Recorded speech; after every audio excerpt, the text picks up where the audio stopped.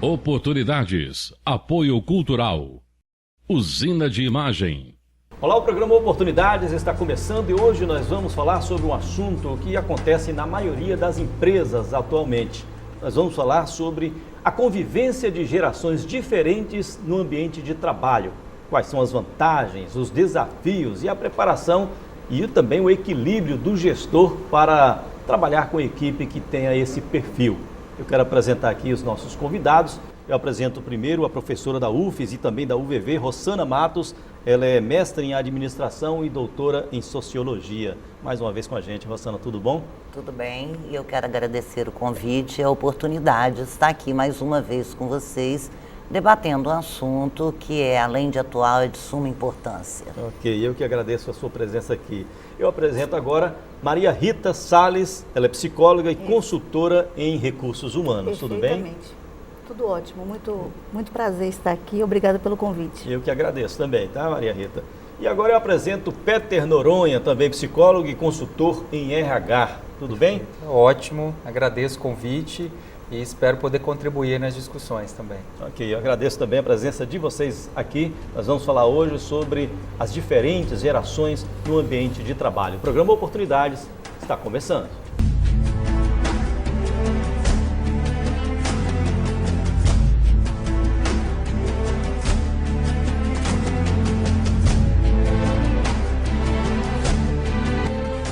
Mais uma vez eu agradeço a presença de vocês aqui para falar sobre este assunto e eu logo no início eu falei sobre vantagens, quais são as vantagens, os desafios.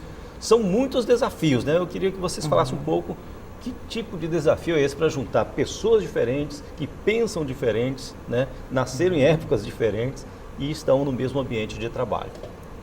Rossana. O conflito, ele é inerente a qualquer organização.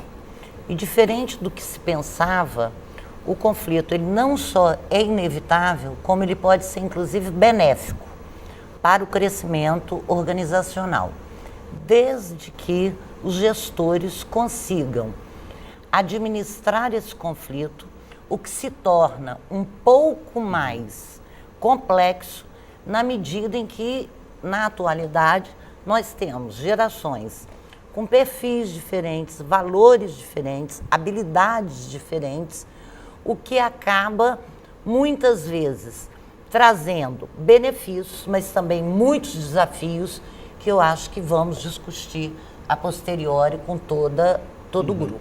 Maria Rita. Então, eu quero particularmente chamar atenção, eu concordo com a Rossana, mas eu quero chamar particularmente atenção a questão de cenário. Né? Não se pode ignorar a questão, como ela é socióloga mesmo, a questão socioambiental. Então, assim, nós temos pessoas que transitaram em épocas diferentes, em mundos diferentes, como a Rossana falou, com valores diferentes, e isso não tem como você evitar um atrito. O atrito é fruto de relacionamento interpessoal. Então, eu falo violiníssimo, o outro pode entender violiníssimo, o sentido real da palavra, ou pode ter outro sentido. Então, toda essa discordância, essa percepção diferente, que não é equivocada, não é certo nem errado, ela contribui para os desencontros na empresa. E o gestor ele precisa ser muito sagaz para gerenciar essas questões que surgem, porque a forma de expressão, inclusive, ela é muito diferenciada de um grupo para o outro. Né? Se a gente for falar de pessoas da ditadura, fruto da ditadura, ou resultado da ditadura, são pessoas mais silenciosas, mais preservadas, não tão confrontativas. No entanto, hoje, nós encontramos pessoas que discutem mais, que discordam mais, inclusive de uma nota em sala de aula. Né? Você chega com a atribuição de um valor na prova do aluno, ele fala assim, professor, não concordo com essa nota, não concordo com sua forma de avaliação, ou não concordo com a forma que você me delegou tal atividade. E como gerenciar isso? É uma desconstrução o tempo todo, como Nietzsche fez. O Nietzsche propôs justamente desconstruir, desde Platão, tudo o que vinha acontecendo na história. Então, o que a gente precisa fazer é aprender a desconstruir, e construir e desconstruir, às vezes, seguidamente. Tem que desconstruir. O tempo todo, o tempo todo. Não se faz uma renovação sem desconstrução. Até encontrar o super-homem, né? Peter, sua opinião sobre esses conflitos, essas vantagens também? O grande ponto de toda essa discussão, acredito, né, um dos grandes pontos é exatamente você conseguir construir um conflito positivo.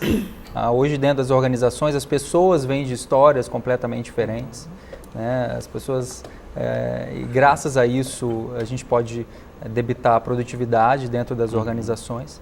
E o grande desafio é exatamente esse, né? Como você vai transformar essas diferenças em conflitos positivos que vão impactar em resultados, né? Em processos, entregas valiosas dentro das organizações.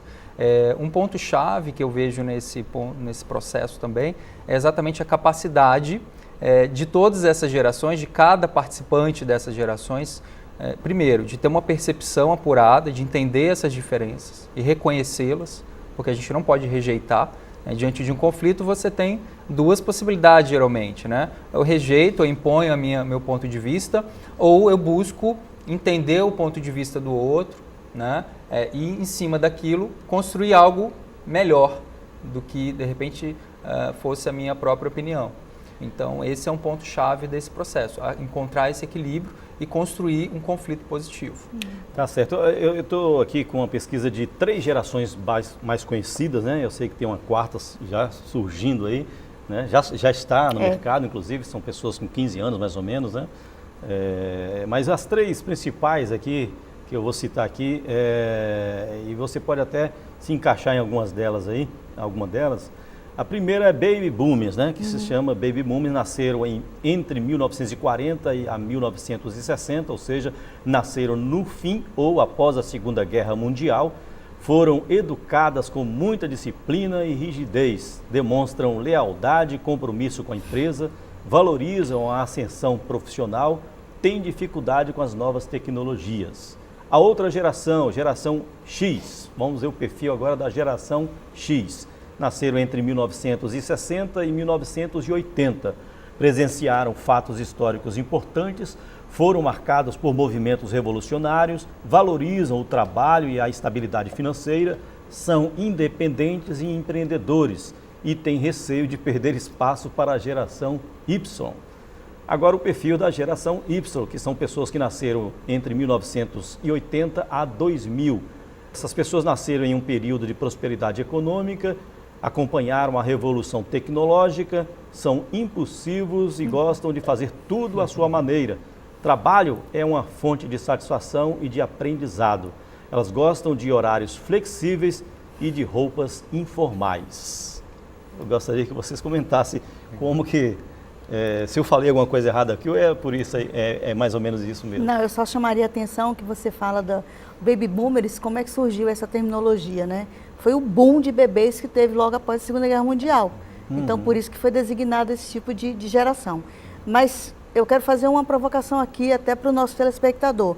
Se você pensar em questão de geração, vamos entender que em um século você tem aí 3 gerações, né? E essa geração ela está se encurtando cada vez mais. É verdade. Ok? Vamos entender que lá na década de 60, na década de 50, nós tínhamos sim pessoas representando a geração X de hoje. E hoje nós temos pessoas jovens representando a geração que hoje nós denominamos como Baby Boomers. Então é uma verdade controversa, é uma verdade construída que a gente pode assim confrontar. Mas será que existe realmente essa cisão de uma geração ou outra? Ou são questões que se não atenuar, mas que se enfatizam no convívio, na disputa pelo poder, na disputa pelo estabelecimento da verdade? Mas talvez seja uma cisão aí mais para facilitar a pesquisa, não? Uma fronteira. Eu acho que fronteira é melhor. As gerações? Eu acho que fronteira é melhor. Essa divisão, quer dizer, essa divisão, ela é muito mais do ponto de vista didático, né? Para uma maior clareza, mas que é muito perigoso, concordo com a Maria Rita, que você faça essa cisão do ponto de vista do contexto de qualquer organização e da própria sociedade. Porque, na verdade, o que nós percebemos hoje na sociedade, nas organizações, é um individualismo exacerbado. E esse individualismo exacerbado, que se por um lado é inclusive incentivado pela própria sociedade, de consumo e a própria sociedade capitalista, ele, por outro lado, ele cria uma enorme dificuldade no sentido de que alcancemos uma certa unanimidade não, porque ela é burra e ela não existe, mas uma certa zona de conforto dentro das organizações. E aí o que acontece? O discurso de uma gestão compartilhada, enquanto discurso, enquanto do ponto de vista teórico, ele é extremamente simples e fácil. Só que, na realidade, nós nos deparamos com todas essas gerações, muitas vezes em convívios diários, seja na organização, seja na sociedade, seja na própria família, o que acirra ainda mais a disputa, não só pelas relações de poder, mas pelo posicionamento dessas pessoas dentro de um cenário na sociedade atual. E aí fica cada vez mais difícil você criar uma situação do conflito benéfico, que é o ideal, como já foi dito aqui. O conflito é benéfico, muitas vezes. Aliás, as mudanças, normalmente, elas acontecem decorrente de conflitos. Agora, conflitos que sejam interessantes e muitas vezes alimentados pela própria organização. A organização não quer assumir. A própria competitividade é um Exatamente. conflito. E não querer assumir o conflito, muitas vezes faz com que esse conflito seja alimentado pelo grupo que compactua com a organização. Peter, eu vou pedir, Peter, para comentar no próximo bloco, estão me pedindo um intervalo, aí você faz o seu comentário, Claro. Vocês dois também. Falamos demais, então. Daqui a pouco, então, a gente volta com oportunidades, um minuto só, até já.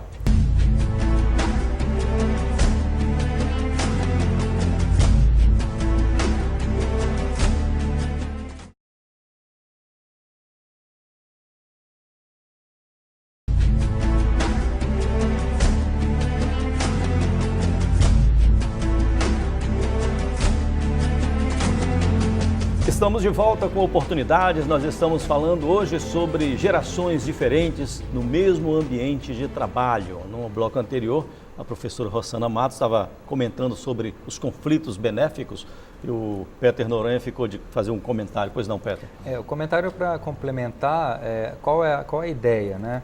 Quando você fala em 3 gerações, isso tem um lado positivo, como já foi colocado, de segmentar e facilitar a análise desse cenário.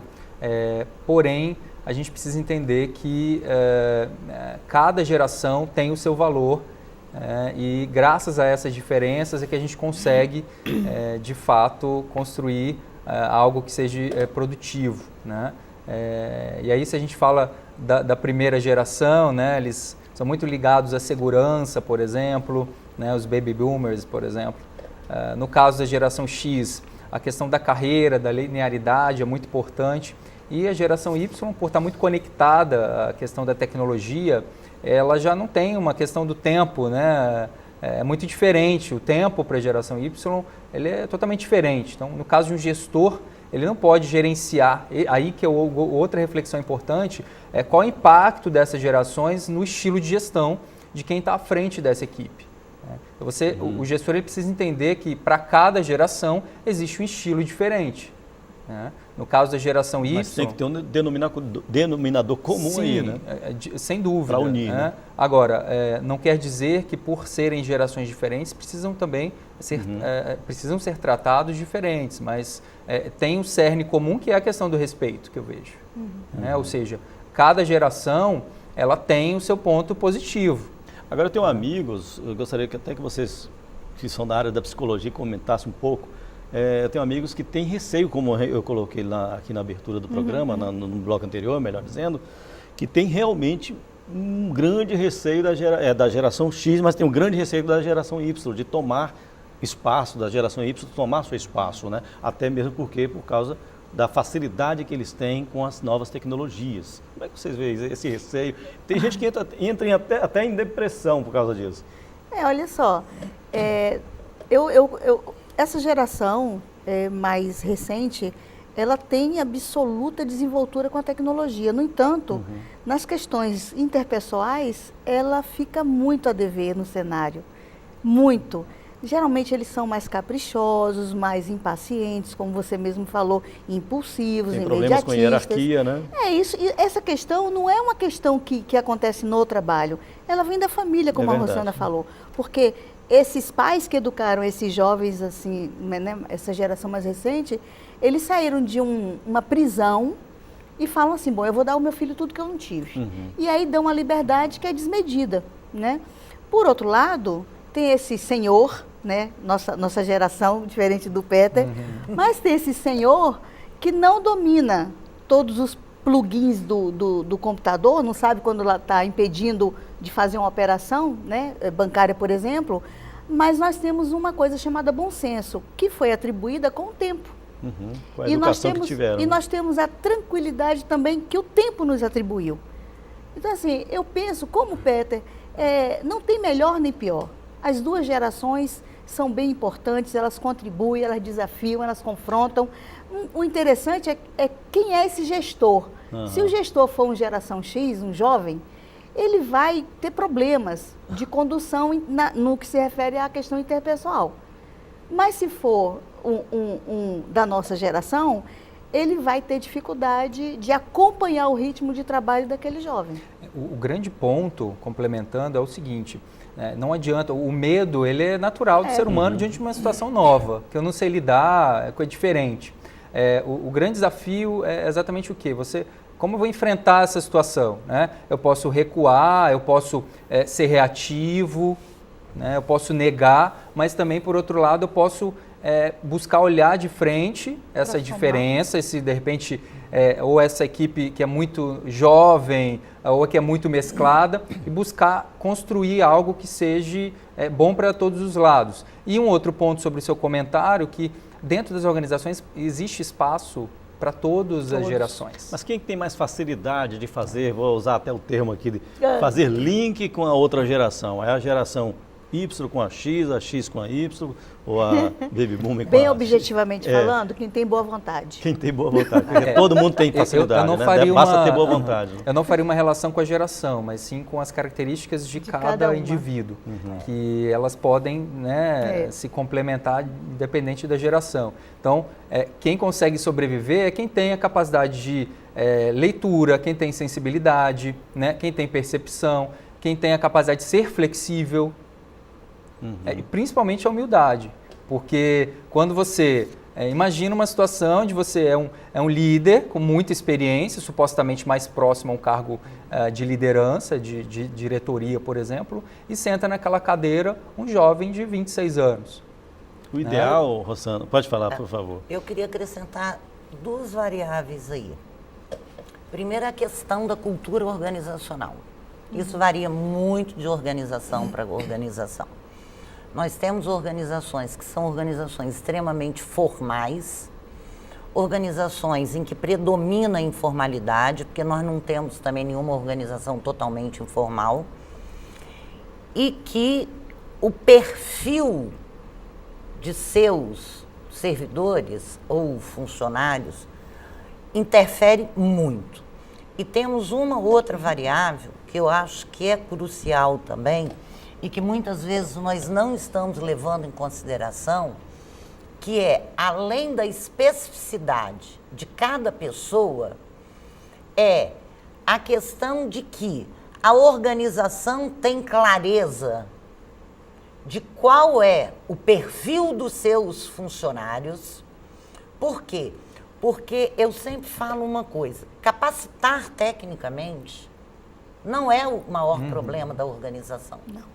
O maior problema da organização é identificar quais são as características predominantes naquela pessoa, principalmente no que diz relação a valores, porque mudar comportamentos que estão arraigados, muitas vezes, da infância, do meio no qual essas pessoas estão inseridas. Porque agora nós temos ainda, não é só a família.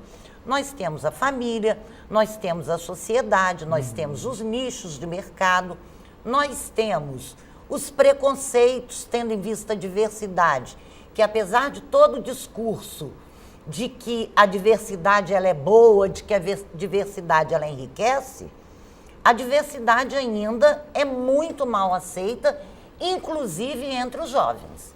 O bullying está aí, que é uma questão que está em pauta, que está sendo discutida e que tem trazido prejuízos tremendos, principalmente à nossa juventude. É verdade. Vocês querem comentar? Dentro do que a Rosana falou, tem uma questão que me inquieta muito. Muito, muito, muito. Eu enxergava, antes dos meus 50 anos, eu enxergava as pessoas mais fortalecidas. Inclusive para um assédio, por exemplo, quando no ensino médio, eu lembro que essa minha forma fofa de ser já existia, mas era um pouco mais proeminente. E além disso, eu tinha a fama de Mônica, do jornal, do Gibi, Maurício. o Encrenqueira, e eu tinha um dente bem assim, fora de casa. Os meus dentes, eles chegavam antes da minha chegada. E o pessoal me chamava, e eu lembro que isso me fortalecia, falava assim, é assim? Então vocês vão ver, eu vou estudar para tirar nota 10, e eu matava eles com a nota. Né? O que eu não conseguia na aparência, eu descontava na nota. Fazia o diferencial. Exatamente. Aí hoje, o que acontece? Hoje você aborda um aluno e fala assim, ai, que pena, você não estudou a prova. Ai, professora, está me constrangendo, você não fala isso comigo, pelo amor de Deus.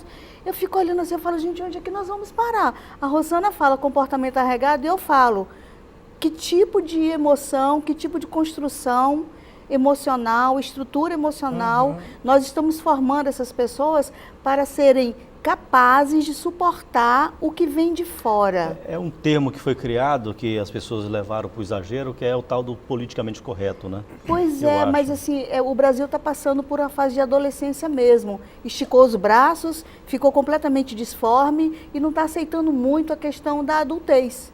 E isso está se refletindo nos adultos que a gente encontra na empresa, provocando um grande problema, né, de uma pessoa da nossa idade falar assim, olha, meu filho, esse trabalho não faz assim não.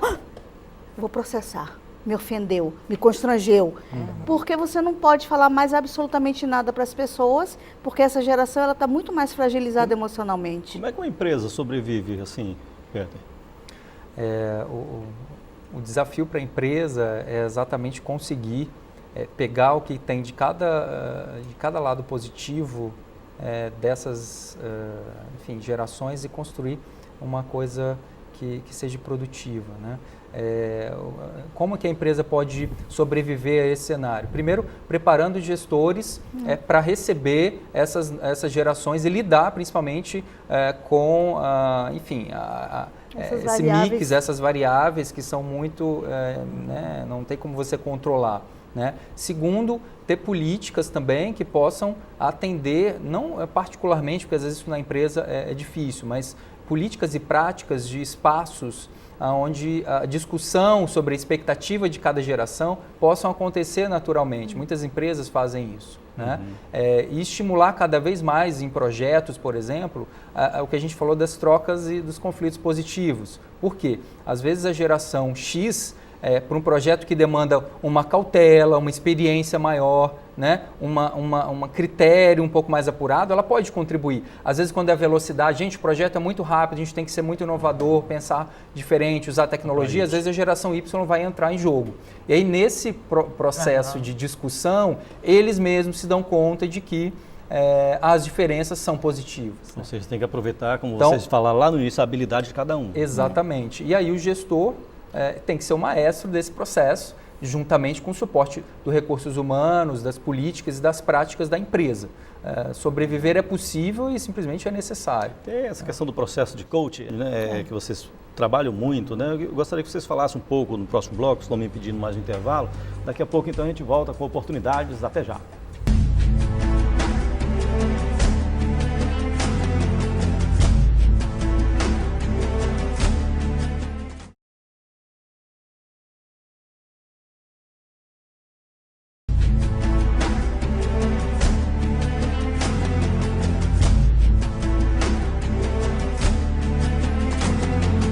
Estamos de volta com oportunidades, falando sobre múltiplas gerações no ambiente de trabalho, as múltiplas gerações corporativas, né? Como vem acontecendo hoje na maioria das empresas.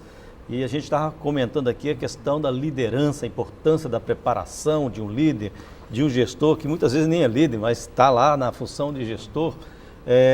E tem essa questão do processo de coach. O que vem a ser exatamente eu faço um trabalho que eu denomino psicoach, mas eu vou dar honra para o Peter falar, porque o Peter ele tem a alma mais maturada nesse sentido. Então eu vou pedir para ele falar, porque ele faz esse trabalho há mais tempo. O processo de coaching, ele existe exatamente para dar um foco dentro do processo de aprendizagem. Né? Primeiro é importante diferenciar que não é terapia, Isso. não é consultoria, tá? Porque ele usa técnicas, primeiro uma metodologia que foca em aumento de performance e resultado. Tá? Para não entrar muito no detalhe sobre o coaching, que tem esse objetivo basicamente de gerar resultados de forma objetiva e com uma metodologia, com um processo, dentro desse nosso tema, ele é extremamente pertinente, porque muitas vezes e pode servir tanto para o gestor da geração X que recebe uma equipe Y, ele pode ter um coach no sentido de entender o que está por trás dessa dificuldade que ele está enfrentando dentro desse processo, por exemplo, né?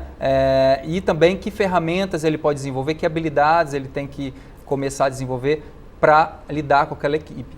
E, pelo contrário, se um gestor da geração Y assume uma cadeira onde a maioria é X, ele vai ter que entender, e o coaching pode ajudar nesse sentido, através de técnicas, de uma abordagem de comunicação específica, a como adaptar aquelas qualidades das gerações e daquela equipe em prol do resultado da empresa e do seu próprio resultado. Formar liderança, na verdade, né? Que exatamente esse é um dos principais objetivos de todo gestor, né? Também deve ser, pelo menos, de formar outros gestores. Esse é o grande desafio hoje. E nesse sentido, o coaching pode contribuir fortemente nesse processo. Rosana, eu disse que tem gestores que não são líderes, né? Mas é possível formar liderança, né? Ou não? Olha, eu acredito muito mais na formação de gestores do que de líder. Liderança, a meu ver, é uma aptidão, uma habilidade inata a todo ser humano. Tá? Tanto que você tem diversos tipos de líderes e os líderes, eles temos que levar também em observação isso, porque cada tipo de situação e cada tipo de organização, em um dado momento, prevalece um determinado tipo de liderança e você pode ter um gestor que não seja líder e um líder que não seja gestor. E aí você tem uma situação de conflito sério. O ideal é que você tenha um gestor que possua a liderança. Que aí há um controle melhor da equipe, né, Exatamente. Maria? Você falou a palavra-chave, né? O povo tenta controlar o ser humano desde os tempos idos. Inclusive, a psicologia científica, ela surge em função desse movimento de o ser humano, primeiro ele ser o supremo, o que há de supremo, e depois aí vem o iluminismo, razão, né? E depois a história ela nos mostra que a luta do ser humano é justamente ser singular. E a psicologia científica ela surge desse movimento. Como ser singular sem criar padrões, sem estabelecer disciplina, enfim. Então, depois da década de 60, essa questão da disciplina ela foi muito confrontada, e é confrontada até hoje. Mas, no meu sentimento, o grande esforço, a grande ambição de alguns grupos é controlar o ser humano por completo. E por isso aí nós temos agora câmeras, né? Nós temos uma série de indicadores que nos apontam que isso é assim, assim, assado.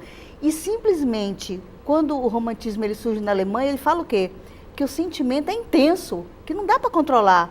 Então, me parece, historicamente, embora eu não seja historiadora, mas eu respeito muito o trabalho desses profissionais, me parece que a história ela está retornando, porque agora nós temos uma impressão muito grande do sentimento e estamos buscando formas de como controlar, colocar ali uma caixinha para que não nos ameace tanto. Você que gosta de Nietzsche, né? O eterno retorno aí sempre, acontecendo sempre, né?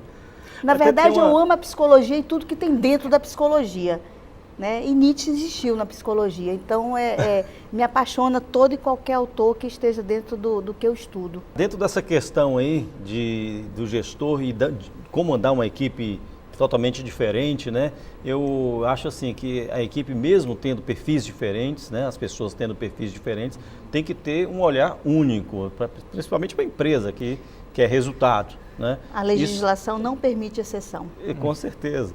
E outra coisa, isso me fez lembrar de uma música do Ednardo, não sei se vocês conhecem, lá do Ceará, que compôs Pavão Misterioso. Ele tem uma música chamada Terral, que fala sobre os faróis ali da Praia do Futuro, lá em Fortaleza, que lá é um farol velho e outro farol novo. Ele constrói uma frase que diz mais ou menos assim: o farol velho e o novo são os olhos do mar. Ou seja, os dois têm que olhar para o mesmo horizonte, né, Petra? Não, perfeito. O que conecta as pessoas dentro de uma organização é um propósito, né, associado a uma estratégia, mas principalmente o desejo de construir algo.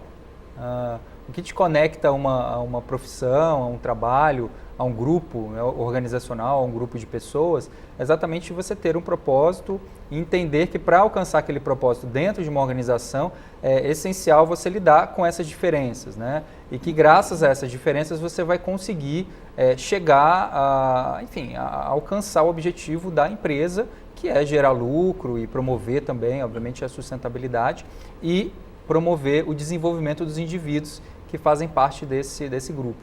De qualquer forma, como eu falei, o horizonte tem que ser único, né? Exatamente. Preferencialmente, porque se você não olhar numa mesma direção, que é o objetivo que o Peter fala, que a empresa aponta, não tem como chegar ao objetivo. Aí você vai ficar fazendo quebra de braço e você não vai alcançar o objetivo. Agora tem que ter muito treinamento constante, né? Para manter uma equipe. É porque o ser humano esquece rápido, né? Aí você tem que semestralmente você fazer uma jornada para poder o pessoal falar, é assim. Fazer um upgrade. Por né? exemplo, como dar bom dia no trabalho, né? Porque hoje o pessoal, como disse o colega, sofre muito desse mal-estar. A pessoa em casa acorda de mau humor, cara fechada, não fala com ninguém, o pai respeita, a mãe respeita, chega no trabalho, repete. Não dá bom dia, só que ali ele não está em casa. Ali ele tem pares que vão cooperar com um trabalho conjunto e tal, e ele não tem essa sensibilidade de simplesmente cumprimentar o colega. Vou até perguntar o que eu posso fazer para te ajudar, né? Isso é muito chave, porque hoje as empresas elas contratam principalmente pela atitude. E quem se mantém dentro das organizações são exatamente as pessoas que têm atitudes adequadas às organizações. E aí tem um ponto importante que é a questão da flexibilidade, né? E dessa capacidade de você aprender com o outro. A gente está aqui ouvindo várias opiniões, a gente está refletindo, está aprendendo um com o outro. Então, assim, ninguém é dono de uma verdade. Esse que é o grande ponto que eu acho que deve ser discutido dentro das organizações. Não existe uma geração que é melhor ou pior, como eu já falou anteriormente. Mas o indivíduo que tem a atitude de aprender com o outro, tá? De entender que, dependendo do que o outro puder me trazer, eu posso ser alguém melhor, essa pessoa está se destacando no mercado, tá? E hoje as empresas elas não estão mais dispostas a investir muito alto em pessoas que não têm uma atitude, um comportamento, uma postura agregadora. É o que a gente costuma falar, né? Você é contratado pelo currículo, pela sua experiência e muitas vezes desligado pela sua falta de atitude ou falta de postura. Então, esse é um grande ponto de discussão também. A qualificação profissional talvez seja menos do que... Vocês já falaram aqui, menos do que o comportamental, né? Mas aí, deixa eu fazer meio que o papel do diabo. Por favor. Né? Até porque a coisa de uma complexidade que muitas vezes eu penso e reflito e pesquisas, inclusive, que apontam, até numa perspectiva de criticidade, de que se por um lado as organizações elas têm tentado, até por uma questão de uma busca muitas vezes imediatista de resultados, que é cultural até, e resultado também da competitividade, da globalização, de uma concorrência extremamente acirrada, ela tem ao buscar esses resultados de uma forma muitas vezes imediata, ela tem perdido profissionais com alta capacidade e que muitas vezes, num primeiro momento, foge aos padrões da organização e são, às vezes, dispensados, o que pode vir a acarretar um grande prejuízo para a organização. Até para a própria história dela, né? Para a história e não só para isso. Eu não sei se vocês viram o filme O Jogo da Imitação, baseado em fato real, que conta, na verdade, a história que nem eu sabia de quem inventou o computador. E era uma pessoa que fugia totalmente aos padrões da época, fugiria isso durante a Segunda Guerra Mundial, aos padrões atuais, e que por uma circunstância conseguiu dar conta, mas que depois se suicida. Quer dizer, poderíamos ter perdido muita coisa aqui, né, no mundo Perdemos, todo. né?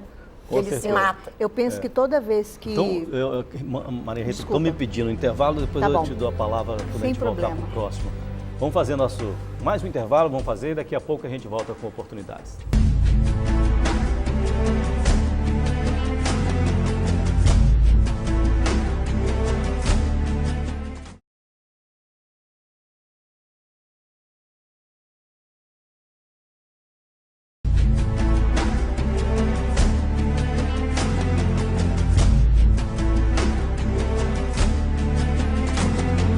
Voltamos com oportunidades, nós estamos falando hoje sobre as múltiplas gerações no mundo corporativo. E quem estava com a palavra no bloco anterior é você, Maria Rita. Só para fechar o raciocínio da Rossana, todas as vezes que em qualquer ambiente, seja familiar, instituição, academia, organizacional, enfim, qualquer lugar, que se ignore a história do sujeito em detrimento de um momento, você está destruindo aquele momento da pessoa. Não tem como ser diferente. Então, assim, eu e Peter, que trabalhamos mais com as empresas, nós sabemos que a empresa hoje, muito mais do que ontem, hoje nós temos um cuidado imenso na seleção de pessoas, em como definir o perfil das pessoas, em entrevistas mais fortalecidas, considerando a família. Eu não sei o Peter, mas eu já falei para candidato, não faça isso, porque não vai ser bom para você, não venha para essa empresa. Eu estou selecionando você, mas eu não quero que você venha, porque vai prejudicar a sua vida. Nisso, não, ele falou, não, mas eu mudo, minha mulher vai aceitar. Eu falei, não, ela não vai aceitar. Isso aqui que ela falou são sinais de que não vai se adaptar. Fique aí. Então, assim, hoje a empresa está tendo muito cuidado. Na verdade, como a Rossana é socióloga, ela vem com a abordagem de que a empresa é um instrumento de exploração tão somente. Né? Porque a gente sabe que no século XVII as pessoas elas trabalhavam e eram regidas pela natureza. E aí quando entra no século XVII, no final, manufatura e por conseguinte indústria, aí sim começa exatamente uma história de mazela, muda, né? E de exploração, concordo. Mas hoje eu vejo ao contrário, não sei se o Peter vai concordar. Hoje eu vejo que o trabalhador explora muito a empresa e não tem quem fale pela empresa, porque já se tornou no imaginário coletivo de que a empresa é um objeto de depreciação e de exploração do indivíduo. Mas, na verdade, nós alugamos a nossa mão de obra, né? A não ser que nós queiramos ser autônomos, como eu sou, por exemplo, como o Peter é, por exemplo, nós trabalhamos de uma forma autônoma com todas as consequências e ônus de ser livre e de determinar a sua vida. Mas nem todo mundo quer ser livre.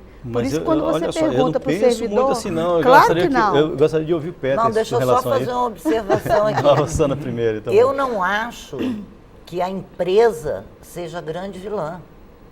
Eu acho que o modo de produção capitalista não é porque o empresário é mau, não é porque o patrão é mau, não é porque o gestor é mau.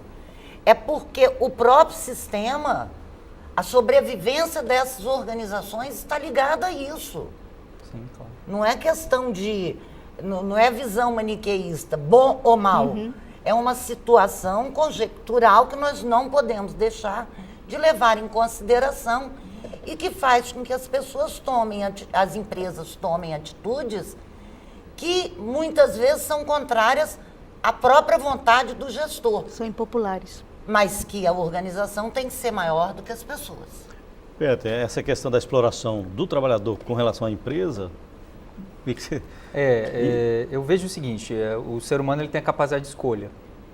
Né? Então ele tem, como a professora colocou, os ambientes organizacionais, né? Assim como os indivíduos, eles têm o seu propósito. Acho que o grande desafio é exatamente o quê? Você conseguir... primeiro você tem que se conhecer como profissional, saber qual é o seu propósito, quais são os seus valores, quais são as suas competências, e a partir daí você buscar um caminho, seja dentro de uma corporação, seja como empreendedor, tá? E aí sim você conseguir construir um caminho que seja coerente. Então, assim, essa questão da exploração, eu não vejo muito dessa forma, porque o indivíduo também ele tem, muitas vezes, a escolha de fazer um caminho diferente, seja numa outra corporação, seja de forma autônoma, seja como empreendedor. Tá? Então, eu vejo que o grande ponto da questão é exatamente esse. O profissional precisa entender, primeiro, se situar em que geração ele está, esquecendo um pouco também os rótulos, os estereótipos, porque por mais que seja importante para a gente entender as coisas, o estereótipo, às vezes, ele limita a nossa visão sobre a realidade. Então, eu acho que esse é um ponto-chave.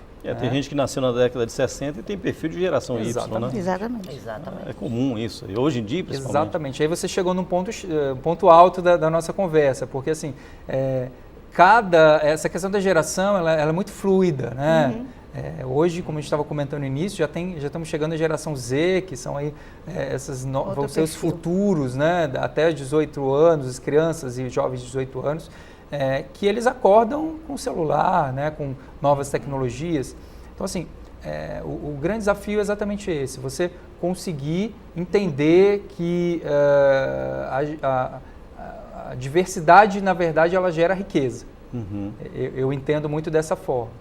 Né? E as organizações, como sempre, elas são essenciais ao crescimento, ao processo produtivo, enfim. E as pessoas, elas são chaves nesse processo, elas são as ferramentas-chave. Por isso que se fala tanto em gestão do conhecimento, né? E aí, o outro ponto para fechar a minha ideia é a importância do gestor dentro das empresas, dentro desse processo, contribuir com uma leitura, seja ele da geração X ou Y, contribuir para que todas essas ferramentas, todas essas pessoas, em relação ao propósito comum, possam construir um ambiente que seja acolhedor para as diversas gerações. E isso é um processo contínuo, como também foi colocado, e sempre daqui para frente vai se intensificar. Então, acho que a dica é exatamente essa. Procure se conhecer, saber se aquele espaço organizacional que você atua está de acordo com seus princípios. Se não está, né, procure mudar de alguma forma, de forma planejada, preferencialmente. A palavra é flexibilidade, né? E ser como vocês falaram, exatamente. No início, né? E ser flexível dentro desse processo. Né? Acho que é chave. Porque com a flexibilidade, quem é de uma geração ou de outra, você vai interagir ali, vai aprender um com o outro, né? Abrir mão de algumas atitudes suas, ou de algumas manias que vocês têm, que a pessoa da geração tem, e vai crescer junto, não só pessoalmente, mas corporativamente, né, Maria? Deixa eu só fechar uma ideia com você. Quando eu falo que hoje a pessoa pode explorar, se quiser, pode explorar a empresa, é nesse sentido de que hoje nós estamos sofrendo um apagão profissional, de verdade. Então, quando eu falo exploração por parte do trabalhador, é a questão dele ter um lugar para trabalhar e ele, por exemplo, ficar 15 dias voluntariamente de atestado médico porque ele decidiu não trabalhar aqueles 15 dias, sobrecarregando toda a equipe. Ou ele simplesmente entrar com um processo trabalhista por uma razão que poderia ser gestada, gerenciada com uma conversa, entendeu? Então, assim, tem muitas situações que nós estamos no mercado e que a gente percebe que a roda está rodando. Então, assim, numa época, o trabalhador precisava muito da empresa. Hoje em dia, não. Hoje em dia, se ele decidir vender um sanduíche na praia e ele resolve viver com aquilo que ele ganha, ele não vai trabalhar, porque ele não quer suportar chefias com problemas, ele não quer suportar horário. Então, assim, está desconstruindo aquela questão da disciplina e da docilidade. Nós vamos continuar entendeu? rotulando aqui as gerações. Isso é mais perfil da geração Y, né? Ou não? Olha, eu diria da mais recente, da Y. Da Y mesmo. Da né? Y. porque não se adapta com facilidade a algumas normas e regras pré-estabelecidas. Tem problemas com a hierarquia também. Esse ponto é muito importante, porque assim, o que move a geração Y é exatamente o prazer. E a inquietação. hedonismo. E a inquietação. Então, assim, a geração Y, ela pede isso, né? Olha, preciso estar envolvido em projetos, não necessariamente em tarefas. O gestor, ele precisa entender isso. Não é gerenciar por tarefas, é gerenciar por projetos. O que é isso? É envolver aquela pessoa em atividades, em projetos que sejam desafiadores. E é onde ele vai poder usar essa inovação, ele vai poder aprender, porque a geração Y quer aprender a todo momento. E eu quero estar com o gestor, independente da geração, que eu possa aprender algo também, né? Então, esse é o grande ponto também da discussão. Ok, o programa chegou ao final, mas antes eu gostaria de ouvir as últimas considerações de vocês três hoje aqui. Vou pedir para a Rossana iniciar, por favor. Primeiro, mais uma vez, agradecer de poder estar, né, com os colegas e dizer da complexidade que é o tema, da dificuldade, da necessidade constante de nós estarmos debatendo, revendo posições e posturas, seja tanto do ponto de vista do empregador, do gestor e do próprio funcionário, porque não é fácil para nenhuma dos três segmentos, principalmente com a complexidade que nós vivemos nessa sociedade e que as organizações, elas estão inseridas em ambientes que refletem no seu dia a dia.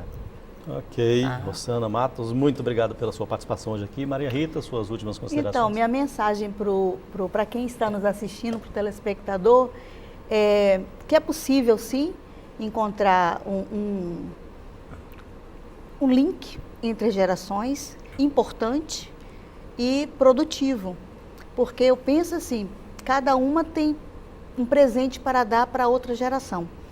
Então eu penso que se desfizerem as fronteiras, né, e se reduzirem as verdades absolutas, eu penso que essa relação possa ser mais bem conduzida no ambiente organizacional.